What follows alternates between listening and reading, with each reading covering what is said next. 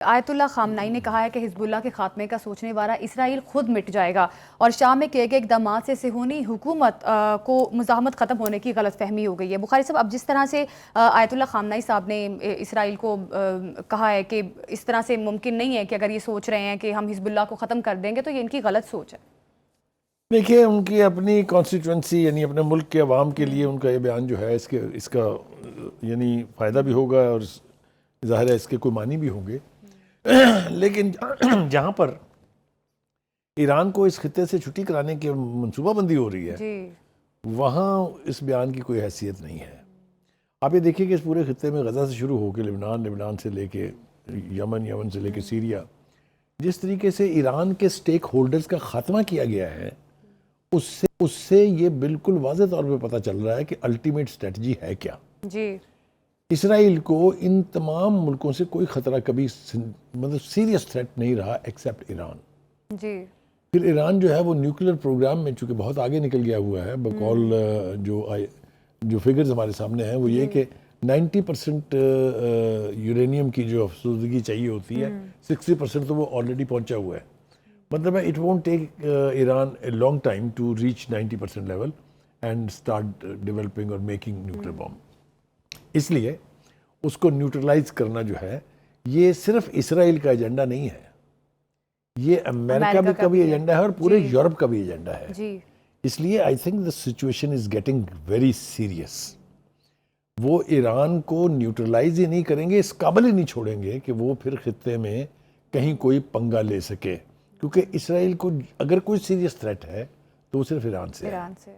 اور ایران کے حوالے سے جیسا میں نے کہا کہ جو منصوبہ بندی ہو رہی ہے اس سے لگتا یہی ہے کہ یہ الٹیمیٹلی ایران کے نیوکلیر پروگرام کا ناطقہ بند کریں گے جی، اور ایران کا اکنامک بلاکیڈ کریں گے اس کو۔ لیکن کسی بھی ملک کو برباد کرنے کے لیے دو تین چیزیں چاہیے ہوتی ہیں، ایک آپ اس کی جو ڈیفینڈرز ہیں، جو فوج ہے، اس کو ویک کر دیں، دوسرا آپ کو اس کی جو کیپیسٹی ہے ٹو ریٹیلیٹ اس کو کمپرومائز کر دیں یا مطلب اس کو ختم کر دیں۔ یہ دونوں ہی چیزیں ہونے جا رہی ہیں۔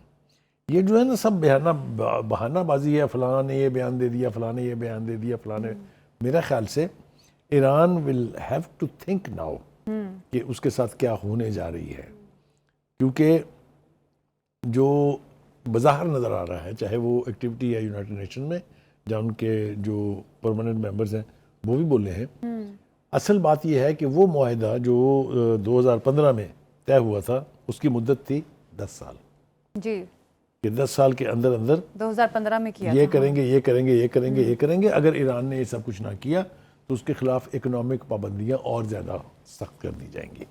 2018 میں ڈونلڈ ٹرمپ اس معاہدے سے نکل گئے تھے، اور انہوں نے ایران کے اوپر جس قسم کی سینکشنز لگائی تھی وہ میرے خیال سے ساری دنیا کو پتہ ہے۔ اب یہ ہے کہ وارننگ سگنل یہ ہے کہ جی 10 مہینے رہ گئے ہیں اس معاہدے کے ختم ہونے میں، اگر اس سے پہلے کچھ نہ کیا آپ نے ایران کا انتظام، تو ایران کے خلاف ہم تو پابندیاں لگائیں گے ہی، لیکن ایران بھی پھر آزاد ہو جائے گا کہ وہ جو مرضی کرے۔ تو ایک بہت ہی گرم سیناریو جو ہے وہ ہمیں اس خطے کے اندر نظر آ رہا ہے۔ ایک بات تو یہ ہے، دوسری بات یہ ہے کہ جو شام ہے، جس کا شام کا جو حال ہو چکا ہے، شام ایران کا ایک بہت بڑا اسٹرانگ ہولڈ تھا جہاں سے اسرائیل کے خلاف ریزسٹنس جو ہے لیڈ بھی کیا جاتا تھا، لوگ بھی تیار کیے جاتے تھے وہاں سے ایران کا نکلنا اس نے شام کی صورتحال کو بہتر کرنے کی بجائے فی الحال بدتر کیا ہوا ہے۔ وہاں کی لیڈرشپ کا کیا مکمل کنٹرول ہو جائے گا، کیا وہاں پر پیس قائم ہو جائے گا، کیا جو اس وقت قیادت وہاں آئی ہے وہ ملک کا نظم و نسق جو ہے وہ ڈھنگ سے چلا سکے گی کہ نہیں، یہ سارے سوالیہ نشان ہیں فی الحال۔ لیکن جو بھی وہاں پہ اسرائیل کی پیش قدمی جاری ہے، اب آگے جو صورتحال دوسری طرف بن رہی ہے، غزہ کی جو صورتحال ہے، مذاکرات کی طرف جا رہے تھے حماس اور اسرائیل، ان مذاکرات کا آپ کیا دیکھ رہے ہیں؟ مذاکرات آگے بڑھتے ہوئے یا باقی عمل درآمد کرے گا اسرائیل؟ کیونکہ کئی بار مذاکرات کی بات تو چھیڑ دی جاتی ہے اسرائیل کی جانب سے، لیکن اس پہ عمل درآمد نہیں کیا جاتا۔ دیکھیے، ہمیں نا یہ سارے منظر کو دیکھنا چاہیے جو ڈونلڈ ٹرمپ کی دھمکی ہے کہ 20 جنوری کو میں نے حلف اٹھانا ہے، اس سے پہلے یہ کر لیں، اگر تم نے نہ کیا تو یہ ہو جائے گا۔ وہ جتنی خوفناک قسم کی دھمکیاں ہیں اس کا کیا نتیجہ نکلے گا یہ تو ابھی ہم طے نہیں کر سکتے، لیکن اس نے اپنی انٹینشنز تو بتا دی ہیں نا کہ میں کیا کروں گا۔ ان کا خیال یہ ہے کہ فوری طور پر یہ جو یرغمالیوں والا مسئلہ ہے یہ حل ہو جانا چاہیے۔ اس کے لیے اس وقت مذاکرات جو ہیں وہ ایجپٹ میں ہو رہے ہیں، جی اور اس کے لیے نیتن یاہو بھی میں نے سنا وہاں جی پہنچے وہاں ہوئے ہیں. پہنچ گئے. تو یہ نتیجہ خیز ہوتے ہیں نہیں ہوتے ہیں، کیونکہ پہلے بھی بہت کوششیں ہوئی نا دوحہ میں، آپ کو پتہ ہے کب سے پچھلے 1 سال سے ہی ایکٹیویٹیز ہو رہی تھی جنگ بندی کی.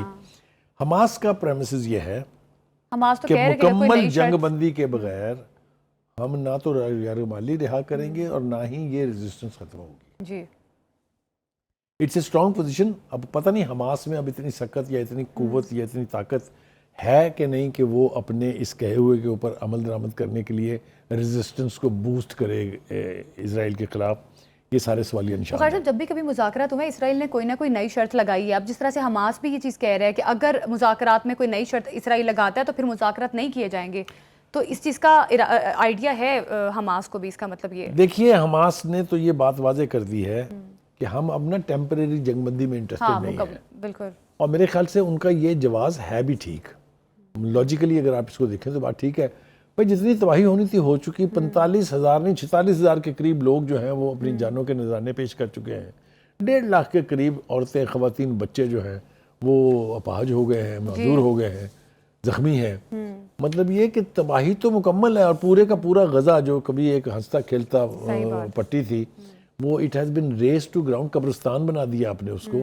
تو اس سے آگے کیا کریں گے؟ وہ کہتے ہیں نا جب وارڈ ہارڈن جب لوگ ہو جاتے ہیں نا، جب جنگ کا ڈر نکل جاتا ہے ان کے دلوں سے، تو وہ ڈیسپریٹ ہو کے پھر کچھ بھی کرنے پر آمادہ ہوتے ہیں. تو اس وقت حماس جو ہے وہ گیو ان کرنے کی پوزیشن میں نہیں ہے. اس کو اپنی یہ بات منوانی ہے کہ یہاں جنگ بندی پرماننٹ ہونی چاہیے. اگر نہیں ہوگی تو یرغمالی نہیں چھوٹیں گے. ہاں آپ نے ان کو مارنا ہے، ہمیں بھی مار رہے ہیں تو ان کو بھی مار دیں. پہلے بھی کوئی 50 کے قریب لوگ جو ہیں جو یرغمال تھے وہ اسرائیل کے حملوں کا نشانہ بن چکے ہیں. کہنے کا مطلب یہ ہے کہ اس وقت یورپ اور امریکہ کا پریشر ہے ایران کے اوپر، جی کافی زیادہ، اور سب کا فوکس، دوسرا سیکنڈ فوکس ان کا ہے شام میں. شام، وہاں پہ تو چڑھائی کر شام رہے اگر ہیں نیوٹرلائز ہو جاتا ہے تو پھر ایران کے پاس صرف ایک یمن رہ جائے گا اس خطے میں، جہاں سے ابھی بھی حوثیز جو ہیں وہ حملے کر رہے ہیں. آج بھی ہم نے دیکھا تازہ رپورٹ میں 2 کمانڈر جو ہیں وہ اسرائیل کے جو ہیں وہ اپنی جان سے گئے ہیں. کہنے کا مطلب یہ ہے کہ اس وقت انٹرنیشنل پالیٹکس جو ہے اس نے زیرو ان کیا ہوا ہے ایران کو. ایران کا ناطقہ بند کرنے کی ساری کوششیں جو ہیں وہ کامیاب ہوں گی یا نہیں ہوں گی یہ تو آنے والا وقت بتائے گا. لیکن یہ سب کو پتہ ہے کہ جب تک ایران کی ریزسٹنس کی کیپیسٹی ہے اسرائیل کو خطرہ رہے گا اس سے لاحق. تو یہ ہے صورتحال ایز آف ٹوڈے. ہم صرف یہ توقع کر سکتے ہیں کہ اس وقت اسلامک دنیا جو ہے وہ تھوڑا سا اپنا پریشر بھی ایگزرٹ کرے تاکہ آئسولیشن کے اندر حماس ہو، حزب اللہ ہو، وہ آئسولیشن کے اندر شکار نہ ہو جائیں کہیں اس بالکل. اسلامی ممالک کا پریشر آنا بنتا ہے. جس طرح سے اسرائیل کوشش کر رہا ہے کسی نہ کسی طریقے سے ایران کو نیوٹرلائز کیا جا سکے، اور دیکھنا یہ ہے کہ اب اسرائیل اپنے اس مشن میں کس حد تک کامیاب ہوتا ہے.